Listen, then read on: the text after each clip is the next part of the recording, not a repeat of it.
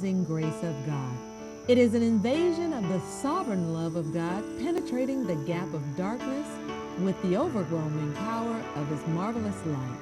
It bridges the gap between man and God. Take a journey through the amazing grace of God with your host, Sarah Abraham, as she shares the compelling stories of those who walked in His covenant and have overcome by the amazing grace of God. Join us weekdays this fall for Amazing Grace with Sarah Abraham. Welcome to Amazing Grace. I'm your host, Sarah Abraham. Thank you so much for tuning into us today. We always appreciate your comments, your prayer requests that we take it very seriously and we pray about it. We love you and we are so honored you are a part of Destiny Ministries. So from all of us at Destiny TV and Amazing Grace, we wish you a Merry Christmas and a blessed New Year 2016. Let it be the best years of your life. And no matter how busy or stressful the holiday season may be, remember the reason for the season. It's the birth of our Savior, our Jesus Christ. Always keep that close to your heart. I am delighted to welcome this amazing couple to Amazing Grace. Yes. Thank you for being on the show, Misty and Alonzo. Alonzo. Yes. Misty, I know you've been on the show before and shared your testimony. Yes. It was powerful. And I'm so glad you're here with Alonzo to share this combination of this journey that you have embarked upon. So tell us a little bit about yourself. A little small introduction about you, Misty. Okay. My name is Misty Early, and currently I'm a minister. I'm a Christian counselor, mother, wife, makeup artist, all around jack of all trades. I love my family. I love my church. I love my ministry. Where's your church located? My church is located, not my church, but the church I attend under the leadership of Pastor Keon Henderson is the Lighthouse Church of Houston. It's located at 6650 Rankin Road in Humble, Texas. Okay, and that's our pastor. That's who we sit under. And I'm a minister and he's a deacon under his leadership currently. Yes. Alonzo, tell me a little bit about yourself. How did you meet this beautiful woman? Let's start from there. I met her. I was working in, I'm a hazmat truck driver, all hazmat. And this place on the east side of Houston I used to go to and cash my check and stop there and get my drinks at the end of my shift. After getting off, I would go in this corner store, and she was working in there, and she was just the prettiest little thing I'd ever seen in my life. And She's still pretty. yeah, still pretty. And she was a nice girl, and we ended up revolving a relationship from there, and things, at the time I was in the midst of a divorce. I was divorcing at the time, and really wasn't looking for a so-called wife, but I knew I needed a companion, a friend, so things just took off, and here we are, 20 years later. 20 years later. Yeah. Yes. Tell me about your 5 children. How old are they? What are they doing? I have 3 boys and 2 girls. One is still in the military. He's stationed in San Diego, Jacob, and I have one on the Alonzo Jr. He's here in Houston, and I have my son Joshua. He's at home, and I have a daughter Christelle and Essence. Yeah. Wonderful. Wonderful family. So you said you grew up in church. Yes. Then your father and your grandfather were ministers. No, my grandfather. Your grandfather was a minister, Yes. pastor, and your father? No, my father was deceased in the military in Vietnam in '68. I see. Yes. So how did you get into this drugs and stuff? I got into this drug and stuff by way in the '80s.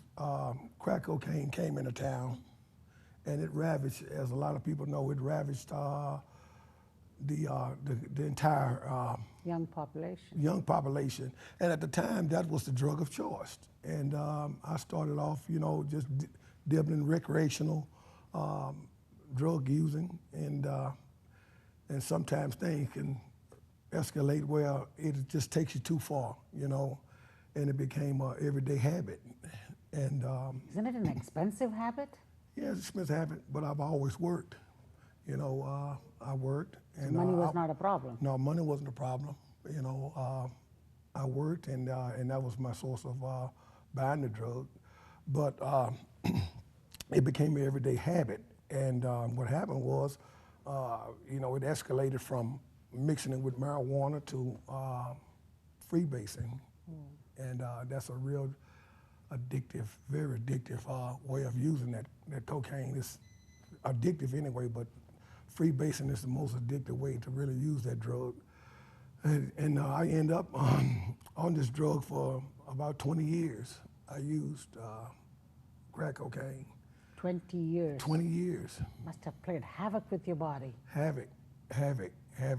You know, and I thank God that I've a lot of friends are gone because of the drug. Heart attack, preferably. It was heart attacks that took a lot of my friends out, and just bad, very bad on the body. Mm-hmm. But I thank God that He's a redeemer. And from there, I used, and I went and got some help in 2000, and I got some help. And so you went to a treatment center? Yes, I went to a treatment center, and I didn't use it anymore after that. But you know, the adversary he's cunning. He used that. I set the drug down, but then I picked up the alcohol, and really pound for pound, the alcohol is probably more ravaging than the cocaine because it's more of a mind-altering, mood-changing type of drug, and that enraged me and led to a lot of my domestic violence. The violence, yes. So when you first got married, he was not a drug user? He was, and I didn't know. Oh, you didn't know. I wasn't aware that he was. And I grew up in a home where my stepfather, you know, abused drugs and things like that. So I knew the traits. And all of the pieces of the puzzle started to fit together. And when I put them together, I was already full-fledged married with children and a blended family with 3 children that he had previously. And so you basically raised his 3 boys. Right. They were at our home all of the time and things like that. And how do you tear down something that you have worked so hard to build up?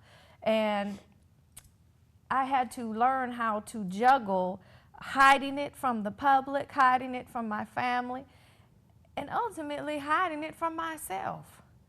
Because when you admit that there is a drug problem, and not only a drug problem, but an anger problem, a rage problem, a domestic violence problem, and sometimes you can't hide it. I love makeup, but the reason why I love makeup is because you become an expert at covering bruises and busted lips and all those kinds of things that happen. But all through those things, I remember, and I didn't know what it was then, a voice just saying that that's not him. That's not who you married. That's not who you met. That's not who you love. He would take off the shirt off his back and give it to somebody.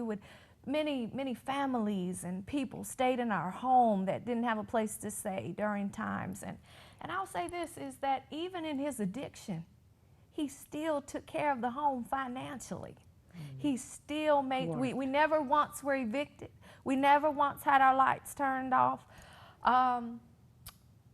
Was it an unstable environment? Yes, very much so. You were looking for the reasons that he's a good man. Yes. You know, it's another typical of abused woman. Yes. You'll always find that one good quality, 2. I mean, well, at least he's not beaten me so bad that I ended up in the hospital. Correct. At least he's not hurt my kids. Right. You always look for a reason because, like you said, you don't want to tear down what you took years to build up. That's right. And it's hard to understand that this is the deck you've been dealt, but it's also a obligation because now you have allowed this type of behavior. To continue. So you cannot be mad about what you allow. And so now I had taken on this responsibility. I had children that were a product of this. And the most important thing in here is for couples that are engaging in domestic violence is that you have children present. And but probably 90% of the children that observe this type of behavior between the mother, the father, the boyfriend, the girlfriend, or whatever that looks like, they go on to repeat those same behaviors. You're absolutely correct. And I think statistics yes, shows that. You're that's absolutely correct. That's correct. Because they think it's an accepted norm of behavior. They think this is what happens, so they say, okay. That's how I should do it. That's the way it is. What can I do about it? That's right. But there's a way. How did you take charge of the situation to change it? Well, actually, the situation escalated out of control. It escalated out of our hands. It escalated to where we allowed the adversary to creep in and to kind of try to tear down everything that we had built. And what happened was, as a result of domestic violence, he was incarcerated for 2 years in the Texas judicial system. And it was there once he became incarcerated. Here he's incarcerated on the inside with bars and chains and these kind of things. But here I'm on the outside and I'm locked up and the door is wide open. Because now I have to deal with my sin and what I've been doing. And there were affairs between him and I and the outside. And because I think what we did is we used sin as an excuse for what was going on within our relationship. That's how we dealt with it. Nevertheless, sin escalated him to a locked up jail sentence, and I'm on the outside and I'm locked up with the door open. And so what happened is now we have to deal separately. The issues, even married, but separately. And so at that point I was done. I wanted a divorce. I had got an attorney. We weren't even able to see each other, actually what they call contact visits. They were non-contact visits. And so what happened is that TDCJ, which is Texas Department of Criminal Justice, they have a ministry that comes in. And they came in and they did a marriage seminar there inside the facility. And it changed our life forever. It really changed our life forever. Attend or just I you? attended. You attended. And what happened is we had to get special permission from the warden. For the because, spouses to come in. well, not for the spouses to come. It was set up that way. But because of his offense was against me, we had to get special permission. And so he had aggravated assault on a family member. So we got permission and we were able to go in there. And what happened is they have these marriage counselors in there. And we got to sit and look at each other for the first time in our life and look at each other and say, what did I do wrong? What did you do wrong? What I don't like about you? What don't you like about me? And tell each other why. And there were some things that were exposed there that I didn't know about and he didn't know about me. And it altered our mindset. And it put us on a different path. And they introduced these principles biblically with a foundation based on Jesus. Yes. And so when he was released from prison, I had already started going to a church here in Houston, which I attend now. We both attend now. And the word was preached in a way in which we could understand it. Yes. It was preached in a way it could be applicable to our lives. Yes. And that the thing was that had been missed for so long is if you preach it in a way in which it's relatable to me and I can go back and apply that thing to my life, it might be able to work. But you got to preach it in a way in which people understand. Yeah. If you preach it, thou shalt, thou won't, and people don't know what that means. People don't know. What does that do to me? You sacrificed how many doors is there to the... Right. It's all wonderful history, right. But where does that... What about hope? Yeah, me. Right. That's right. How do I apply this? I don't care how the dove was split open and how many days it was laid there. Wonderful. Old Testament. Yes. But me and my situation, how do I get out of this? That is not taught in many churches. That's it. And the other piece of that we don't get is, what does our salvation mean? What does it mean to me? What does it mean to our marriage? And so once he was released, we joined that church, and we made a pact. We say, you know what? Let's try this thing God's way. We've been doing it the world's way for all these years. Or our way. It didn't Our work. way. What about, let's try this God thing. Amen. Let's try it 100%. Don't straddle the fence. Let's try this thing, and let's see how it works out. What do we got to lose? That's right. And if I tell you, in this last 5 years, we have accomplished more than we did in the first 15, and we did that because we included God. In your marriage. Yes. In your We family. included God. And all of the, what used to be there is not there anymore. Or what used to be so important is not important It's anymore. not important. What's important to us now is going to the prisons and being able to minister to people and give them hope. That it doesn't matter what they've done. There's still a God that's of another chance, not a second chance, another chance.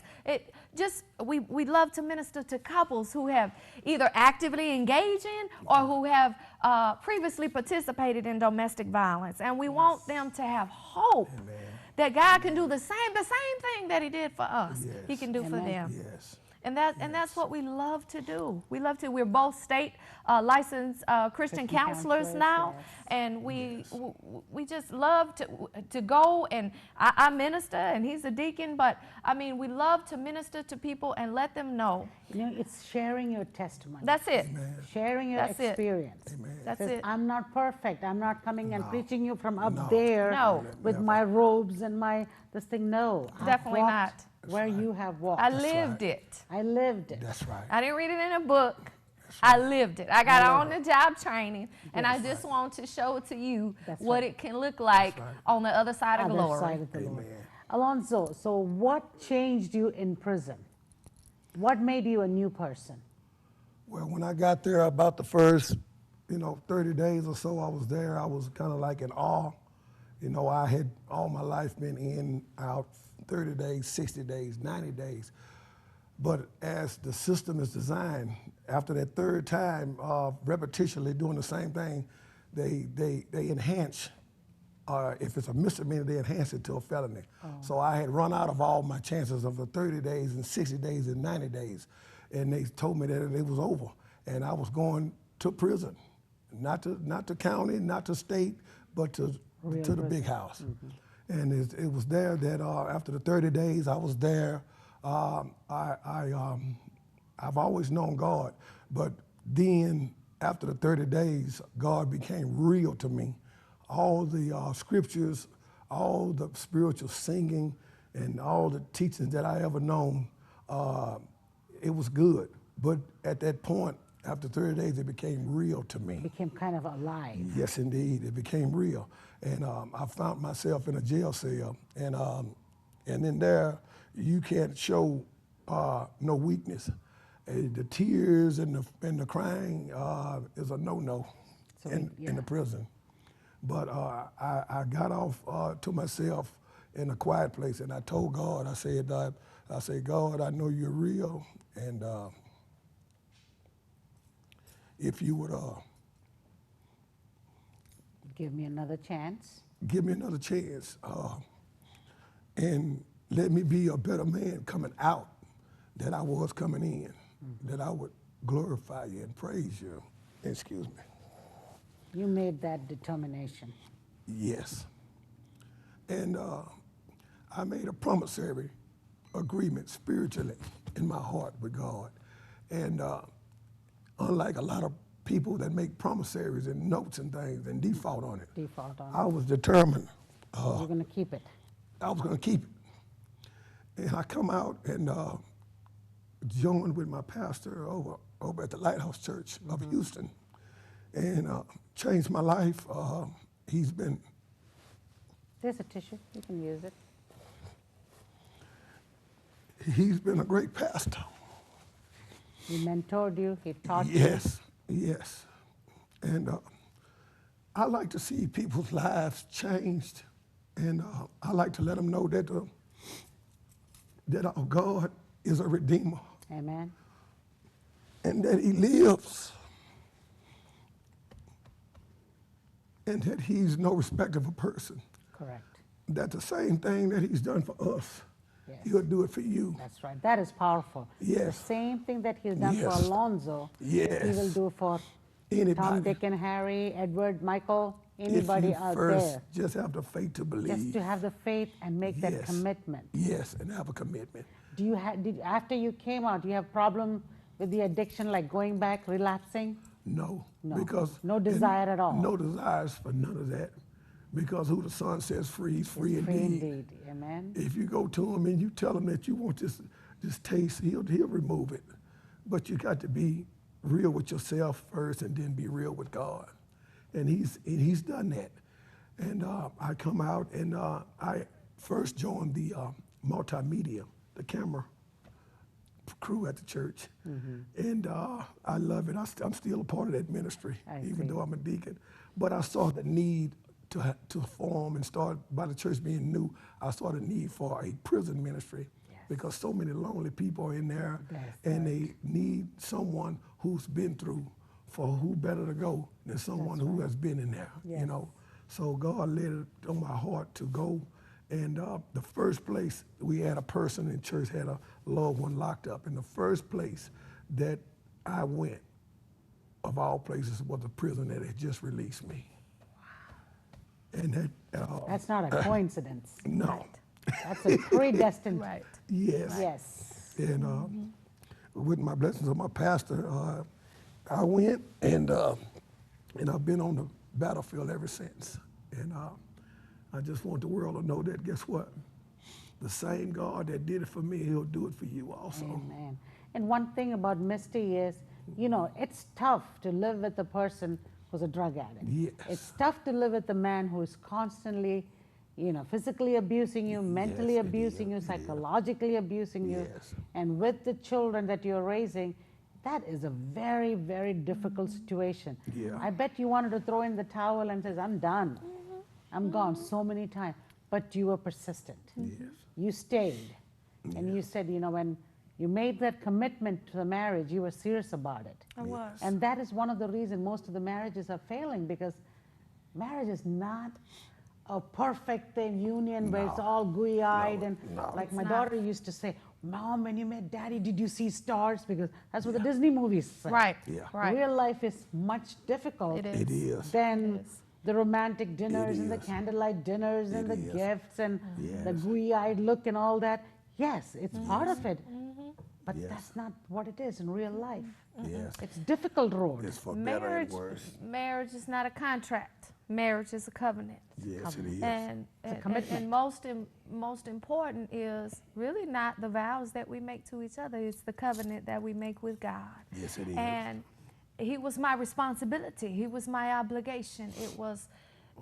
I had put up with these things Yeah, for for better all or this worse. time. Yes. So it was my responsibility and my obligation to make sure that I kept my word to my Jesus. You know, as on our 25th wedding anniversary, you know, when I gave my little speech, I said, you know what? To me, divorce was not an option. Yeah, it's not. Yeah. It's not an option. It's not. So better or worse. Murder, I said, the open toilets in the prison kept me away from doing that. Yeah, Yeah. yeah, exactly. Uh-huh. But yes, it will get tough. Yes, I it don't know will. any marriage where it was just a bed of roses. No. Even those shrinks who does the marriage counseling, I Yes. bet if you look into their marriage, Yes. there were bumps. Of course. Yes, indeed. Of And you course. just don't run away because there's one pit there or, you know, a trench there. Well, you you- learn to navigate that. That's right. Well, you look at it like, would you go to a doctor that didn't have a license or an education to be a doctor? Would you listen to somebody who had been married for 3 months for advice for you? No. Or who's never been married. Exactly. So we're just saying we kind of got a license in this thing called marriage, and we kind of figured out how to make it better than what it started out. Yes. We got a little on-the-job training in the process, Yes. but at the end of the day, Yes. we found out what really made it happen, and that was Amen. Jesus. Yes. It was our faith and also to become a master forgiver. Amen. That is hard. Yes. Master Yes. forgiver. My God, this Yes. you should write a book on that.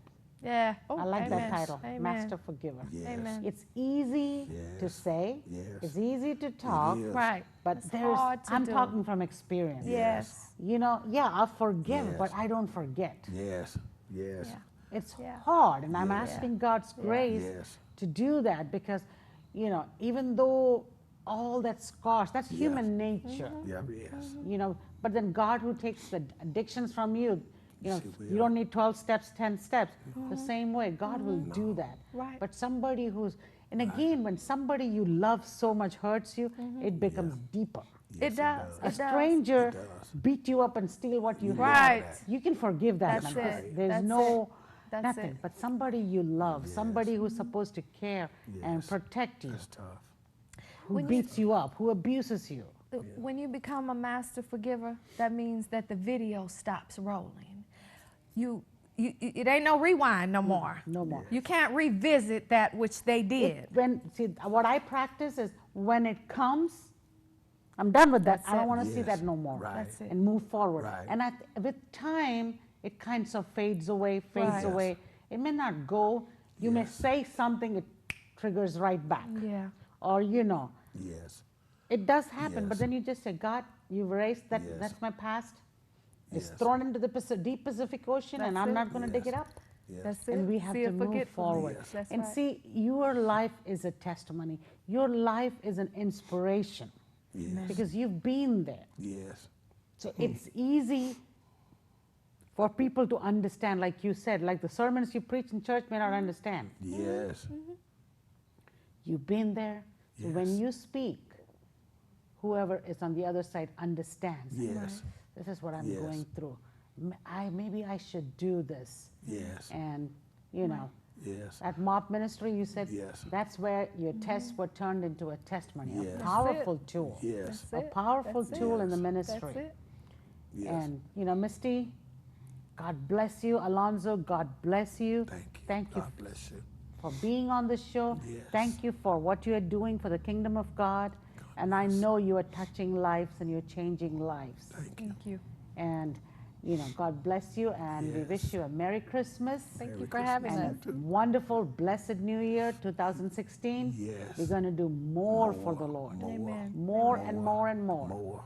Even in the Yes. prison ministries, you're like a Yes. lighthouse. Yes. Amen. And Amen. with all That's those it. bars and everything, lights turned off, you're going to be Yes. like a beacon of light. Amen. God. And God Thank you. bless you. I And receive it. thank you, my viewers. Thank you, my audience. I love you from the bottom of my heart. And I wish you a Merry Christmas. And remember, amazing grace of God is Yes. always with you. Amazing grace of God is all that you need. May His amazing grace be with you to the end of this year and through the new year. God bless you.